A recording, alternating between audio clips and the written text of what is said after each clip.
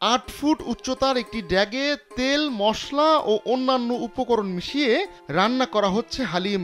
সেই হালিম দিয়ে ইফতার করবেন 50,000 মানুষ। বিশ্বজুড়ে পবিত্র এই রমজান মাসে নানা পদের খাবার দিয়ে মুসলিমরা ইফতার করে থাকেন, কিন্তু জোহানেসবার্গের এই মানুষদের জন্য এই হালিমই হচ্ছে ইফতারের অন্যতম অনুষঙ্গ। তাই ক্লান্তিহীনভাবে হালিম বানিয়ে যাচ্ছেন স্বেচ্ছাসেবীরা। বিশাল আকৃতির এই ড্যাগে 7,800 লিটার পর্যন্ত হালিম তৈরি করা যায়। সেই হালিম দিয়ে ইফতার করতে পারবেন 40 থেকে 50,000 মানুষ।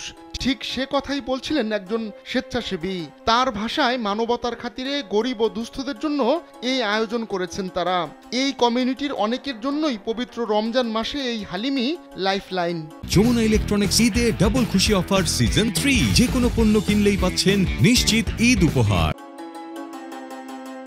দক্ষিণ আফ্রিকার জোহানেসবার্গের ইমাম আহমেদ রাজা জামে মসজিদে স্বেচ্ছাসেবীদের এভাবেই হালিম রান্না করতে দেখা যায়। মসজিদের রসুই ঘরে ধারণ করা ভিডিওতে দেখা যায় বিভিন্ন ধরনের মশলা অনেকগুলো বলে রাখা হয়েছে।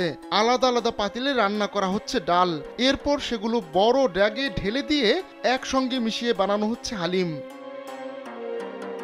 নির্দিষ্ট পরিমাণে নানা ধরনের মশলা, মুরগি, পেঁয়াজ মেপে রাখা হয়েছে।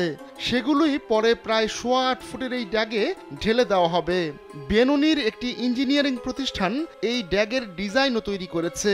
স্টেনলেস স্টিলের তৈরি এই ড্যাগের তলা 6 মিলিমিটার পুরু আর চারপাশের দেয়াল 3 মিলিমিটার পুরু। আরেকজন স্বেচ্ছাসেবী বলছিলেন তারা লেনাসিয়া দক্ষিণের চিশতি সাবিরিতে এসেছেন। এখানে এই ড্যাগকে আশার পাত্র বলা হয়। কয়েক হাজার মানুষ এখানে খাবার খাবেন। এই ড্যাগটি আফ্রিকার সবচেয়ে বড় পাত্র। পিছিয়ে পড়া জনগোষ্ঠীর জন্য এই ড্যাগেই হালিম রান্না করা হচ্ছে। হালিমের রেসিপি একটি ঐতিহ্যের অংশ। বংশ পরম্পরায় এই ঐতিহ্য ধারণ করে রেখেছেন কেউ কেউ।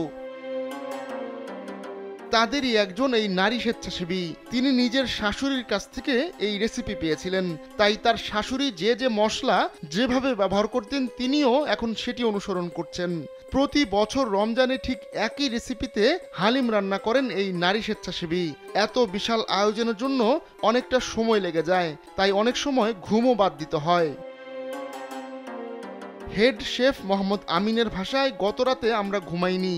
আমরা রাতভর জেগে হালিম তৈরির প্রস্তুতি নিয়েছি, সবকিছু সিদ্ধ করেছি। রমজান মাসে আল্লাহ তাআলার সন্তুষ্টির জন্য আমরা এটা করেছি। তবে এত মানুষের জন্য খাবার জোগাড় করতে গিয়ে নানা চাপে পড়েন আয়োজকরা। বিশেষ করে টাকা পয়সার সংকট বেশি ভোগায় তাদের। আহমদুল্লাহ শিকদার, কালবেলা।